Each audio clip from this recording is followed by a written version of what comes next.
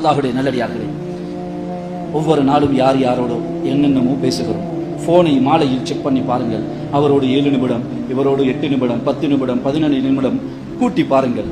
மஹ்லூக்குகளிடம், படைப்பிடங்களிடம் எவ்வளவு தொடர்பு கூடுகிறதோ அவ்வளவுக்கு டென்ஷன் கூடும், அவ்வளவுக்கு பிரச்சனைகள் கூடும், அவ்வளவுக்கு தலைவலிகள் கூடும்.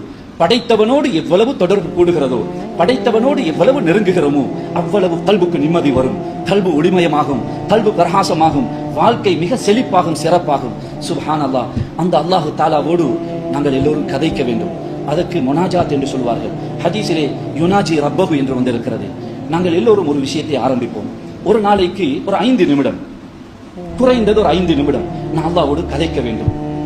முஸல்லாவை விரியுங்கள், ரூமுடைய கதவை மூடிவிடுங்கள், அல்லது பள்ளியிலே ஒரு மூலையில் மேல் மாடியில் எங்காவது போய் உட்கார்ந்து சம்மணமிட்டு உட்கார்ந்து தலையை கீழே போட்டு, யா அல்லாஹ், நீ எனக்கு நிறைய பாக்கியங்களை தந்திருக்கிறாய், நான் நிறைய நன்றி கெட்டவனாக வாழ்ந்து விட்டேன், என்னை மன்னித்து விடு யா அல்லாஹ். நீ தந்த கண்ணாலேயே உனக்கு மாறு செய்து விட்டேன், நீ தந்த வாலிபத்திலேயே நான் உனக்கு மாறு செய்து விட்டேன், என்னுடைய கண்ணால், என்னுடைய பணத்தால், என்னுடைய பொருள்களால் உனக்கு மாறு செய்தேன் என்பது அல்ல, நீ தந்தது உன்னை நெருங்க, உன்னை சந்தோஷப்படுத்த, நீ தந்தது உன்னிடமிருந்து எடுக்க, உன்னுடைய நியமத்துகளை வைத்தே நான் உனக்கு மாறு செய்து விட்டேன், என்னை மன்னித்து விடு, எனக்கு நீ வேண்டும், உன்னுடைய அன்பு வேண்டும், உன்னை நோக்கி நான் பயணிக்க வேண்டும், என் உள்ளத்தை உன் பக்கம் திருப்பு யா அல்லாஹ் என்று ஒரு 5 நிமிடம் அல்லாஹ்வோடு கதைத்து பாருங்கள். இவ்வளவு இன்பமாக இருக்கும் என்பதை பாருங்கள். போனிலே அவரோடு இவரோடு அரை மணி நேரம் பேசினாலும் கிடைக்காத, யாருடனும் கதைத்தாலும், எந்த மனைவியோ தாயோ தகப்பனோ யாருடன் கதைத்தாலும் கிடைக்காத ஒரு மகிழ்ச்சி, ஒரு செழிப்பு,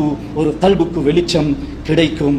உலகத்தை, அகிலத்தை, எம்மை படைத்து ஆளுகின்ற அல்லாஹ்வோடு கதைத்தால் யாரும் கதைக்க முடியும். நான் ஒரு பாவி, நிறைய தவறு செய்தவன், எனக்கு அல்லாஹ்வோடு பேச முடியுமா?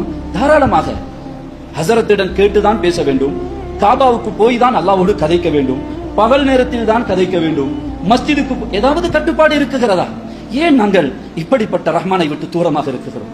ஏன் நாங்கள் இப்படிப்பட்ட ரஹ்மானை விட்டும் தூரமாக இருக்குகிறோம்? சிந்தியுங்கள் சகோதரர்களே. மா கர்ரக பிரப்பிக்கல் கரீம். குர்ஆன் சொல்கிறது, மா கர்ரக, உன்னை ஏமாற்றியது எது? மா கர்ரக பிரப்பிக்கல் கரீம், சங்கையான உன்னுடைய ரப்பை விட்டு உன்னை திசை திருப்பியது எது? என்னதான் அப்படி இருக்கிறது? அல்லாஹ்வை விட்டு விட்டு போவதற்கு யார் இருக்கிறாய்? எவன் இருக்கிறாய்? எது இருக்குகிறது? யாருக்காக நீ அல்லாஹ்வுக்கு மாறு செய்கிறாய்?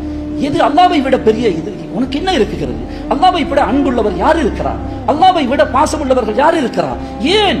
யார் உன்னை ஏமாற்றியது? மா கர்ரக, மா கர்ரக. குர்ஆன் என்னிடம் கேட்குகிறது, உங்களில் ஒவ்வொருவரிடமும் கேட்குகிறது, மா கர்ரக, உன்னை ஏமாற்றியது